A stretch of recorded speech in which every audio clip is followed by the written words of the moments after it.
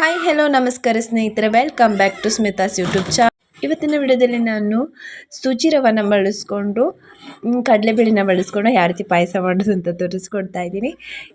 ಬನ್ನಿ, ಹಂಗಿದ್ರೆ ನೀಟಾಗಿ ನಾನು ಒಂದ್ಸಲ ಸೂಜಿ ರವನ ಲೋ ಫ್ಲೇಮಲ್ಲೇ ಈ ಥರ ಚೆನ್ನಾಗಿ ಬೇಯಿಸಿಟ್ಕೊಂಡ್ಬಿಡ್ತೀನಿ. ಇದಾಗಿದೆ, ಇದೇ ಫ್ಯಾನ್ನಲ್ಲಿ ನಾನು ಸ್ವಲ್ಪ ಎಣ್ಣೆನ ಹಾಕ್ಕೊಂಡ್ಬಿಟ್ಟು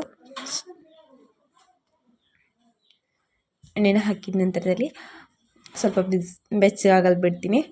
ಬೆಚ್ಚಗಾಗಿದ ನಂತರ ಗೋಡಂಬಿ ದ್ರಾಕ್ಷಿನ ಹಾಕಿಕೊಂಡು ಚೆನ್ನಾಗಿ ಹುರ್ಕೊಂಡ್ಬಿಡ್ತೀನಿ.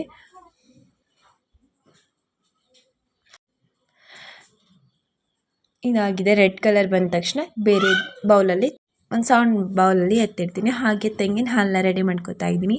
ಇಲ್ಲಿ ತೆಂಗಿನ ಹಾಲನ್ನ ನಾನು ಚೆನ್ನಾಗಿ ರುಬ್ಕೊಂಡಿದ್ದೆ. ತೆಂಗಿನ ಹಾಲನ್ನ ಮೊದಲೇ ರುಬ್ಬಿಟ್ಕೊಂಡಿದ್ದೆ.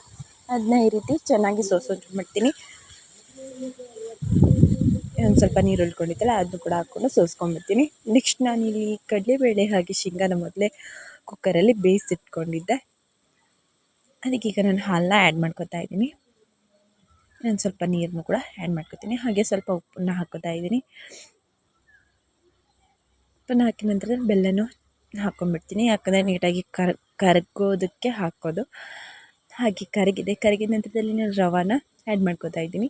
ಲೋ ಫ್ಲೇಮಲ್ಲಿ ಇಟ್ಕೊಂಡು ಮಾಡ್ಕೋಬೇಕು, ಯಾಕಂದರೆ ತಳ ಹಿಡಿಬಾರ್ದಲ್ವ, ಅದಕ್ಕೋಸ್ಕರ ಈ ಥರ 1-2-3 ರೌಂಡ್ ಈ ಥರ ತಿರ್ಗಿಸ್ಕೊಂಡ್ಬಿಡ್ತೀನಿ.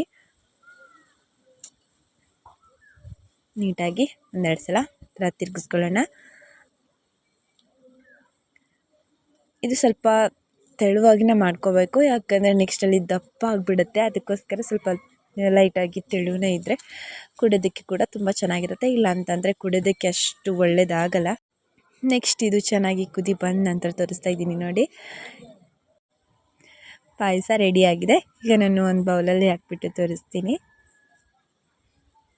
ಈಗ ಗೋಡಂಬಿ ದ್ರಾಕ್ಷಿನ ಹಾಕ್ಕೊತೀನಿ. ನೆಕ್ಸ್ಟ್ ಬೌಲಲ್ಲಿ ಹಾಕಿ ತೋರಿಸ್ತಾ ಇದ್ದೀನಿ.